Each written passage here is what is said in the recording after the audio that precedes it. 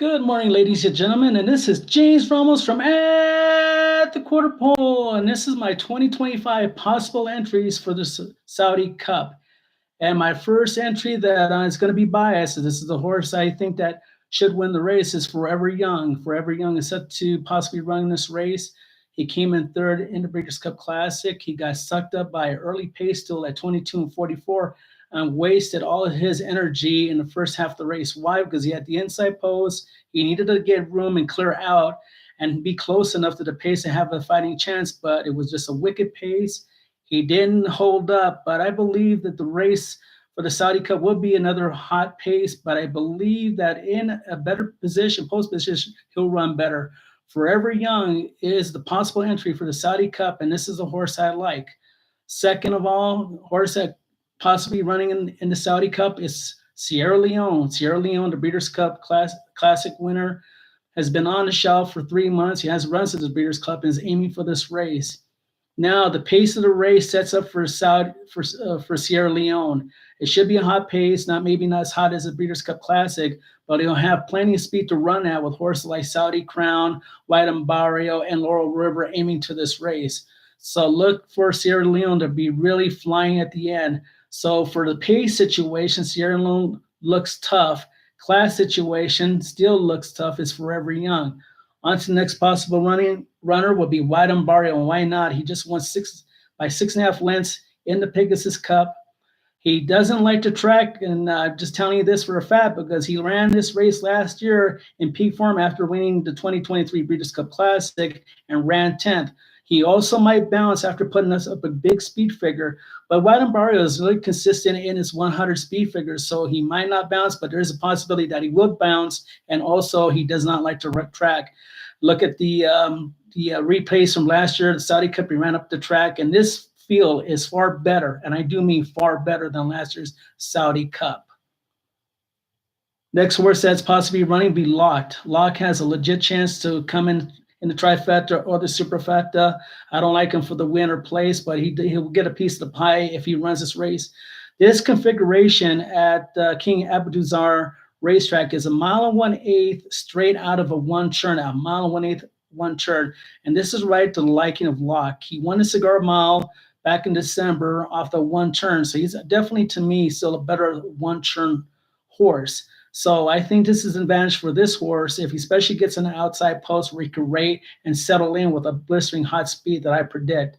I believe this horse has a genuine chance to be either in the trifecta or the exacta. Next horse, as I look around for my notes, Sullivan Angel. The Breeders' Cup Filly Mare Turf winner is also maybe aiming for this race. I think he's a cut below. He's running against the boys, and he's still a better sprinter than going as a route at a 1.125 miles.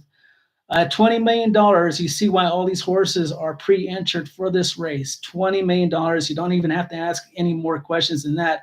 That much money, somebody's going to try to go and try to send their best horse out there. He'll get a decent pace. I think it's too hard for her as a filly to run against the boys, especially the quality of this field. I don't think that he'll do well. If I was Sappy Joseph, I wouldn't run him even for 20 million. I think he's overclassed. He's a good horse. He's not extremely overclassed, but he is overclassed against this field. He ran a second to a race that was not productive. Out of that race, Power Squeeze was third in that race, ran to the Pegasus World Cup against the boys on the 12th slot. So after the 12th slot, he was all done, but still did not run particularly well. So the race that Sullivan Angel came out, the last race, a non-productive race. That's a throwout for me. Next horse looking at that, Romantic Warrior. Romantic Warrior Turf Specialist has won the Hong Kong Cup. If this horse run turf form transforms to dirt, he might be the winner, and he'll get a really good price, round about 8-1. If I'm looking at analysts, I'll give you what my projections and real odds might look for the Saudi Cup because it's all going to be well spread. And this is my what look like. But right now, Romantic Warrior, if I was already looking at analyzing and being the odds maker this race, I'll have him at 8-1. No lower than 6-1. I won't take him less than 6-1 because he has to transform his form from turf to dirt, which is the 1.125 Saudi Cup is on the dirt, and this horse, Romantic Warrior, is a very good horse, very, very good horse, but on the turf. Next horse to look at, Yushba Tesoro. And he's getting long in the tooth. He's a 7-year-old now. He didn't run in the Breeders' Cup, or he didn't run the last two Breeders' Cups. And just found out what's wrong with Yushba Tesoro. Doesn't like American racing. That's what it comes down to. If you look, throw out his American races, Japan, Saudi, Dubai, the horse runs all day. Third in last year's Dubai World Cup against Laurel River. Second to Senior Buscador in last year's Saudi Cup. And he won 2 years ago. He won the Dubai World Cup. So as a 7-year-old, he's long in the tooth, but he is the horse specialist. And what I mean by that, ladies and gentlemen, he has the feel over the track. He does well over the track, and he does well in Dubai. So he likes it out there. And he might be fishing around 12-1. Why 12-1? He's a little bit off form right now. He is a 7-year-old, but the horse trained magnificently before the race at Del Mar for the Breeders' Cup classes, showing me one thing: this horse is still sound. Watch out for him in the Exacta. Mixto. What can I say about Mixto? Didn't like him in the Pegasus Cup. I don't like him here. He's way overmatched in this race. And people think, well, way overmatched? Yes, way overmatched. He beat a dismal Pacific Classic field with Dr. Vickman, Full Serrano. Horses that really didn't want to get a mile and 1/4 over the dirt course. Not saying they're bad horses. They just didn't want to go the distance. And he just was granted an easy win. And my way say reason why it was an easy win for Mixto in the Pacific Classic, because most of the horse didn't want to go a mile and 1/4. He took a full advantage of that. He ran 4th in the Pegasus Cup on the inside. Nobody was going to catch White and Barter that day, and he's a throwout. If he wins or comes in second, I'll probably eat my racing for him, and I'll probably have it on YouTube eating my racing for him. Next horse will be Laurel River. Laurel River, horse that first time out, ran the prep out in Saudi, came in second, had a 10th length lead, and faded and lost by a head. They beat you over the top. I looked at that Dubai Cup last year, and what a race. I saw the replay 4 times because I was that impressed about the horse. I think that was his best race that he's going to run. I don't think he copycat that race.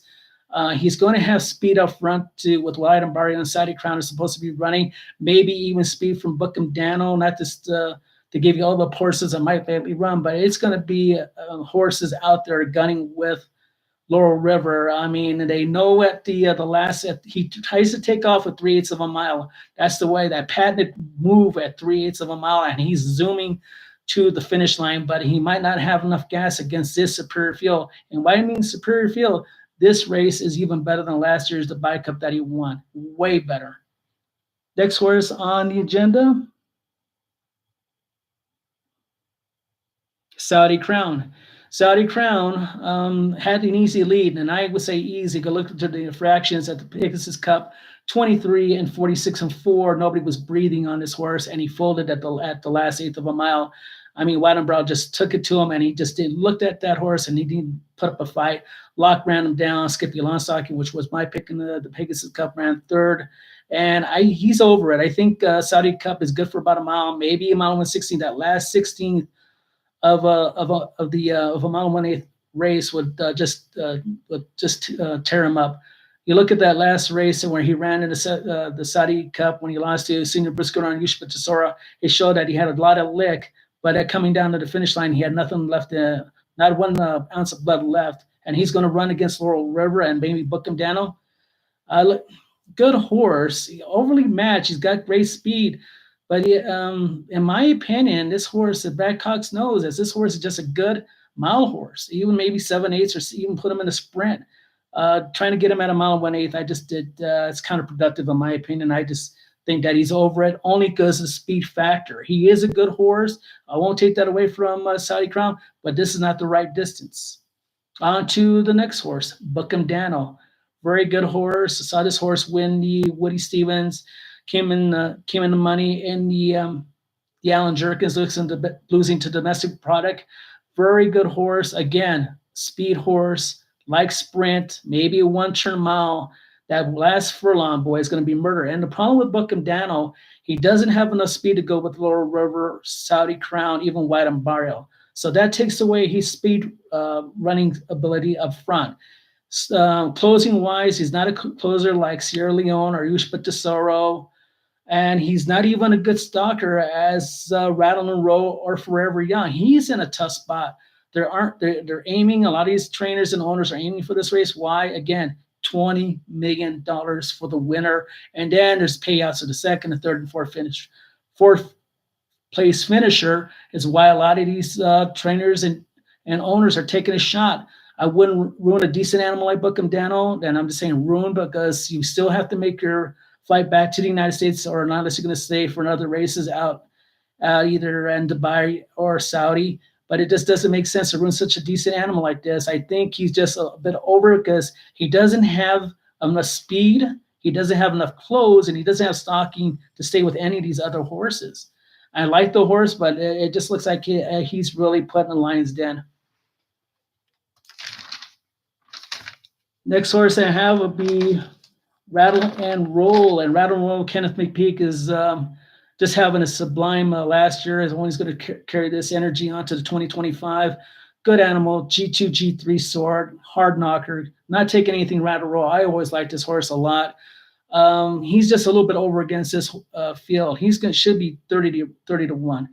And rightfully so. If you like those odds and you think that his work pattern looks like he's trending up, then yes, I would definitely make a play on this horse at those odds. He should be no less than 30 to 1.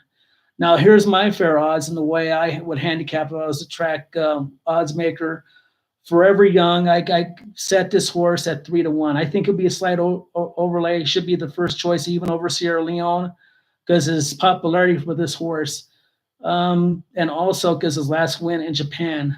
Sierra Leone, round 7 to 2 to 4 to 1, maybe even a little less. I mean, this race is going to be mega tight on the first 5 horses.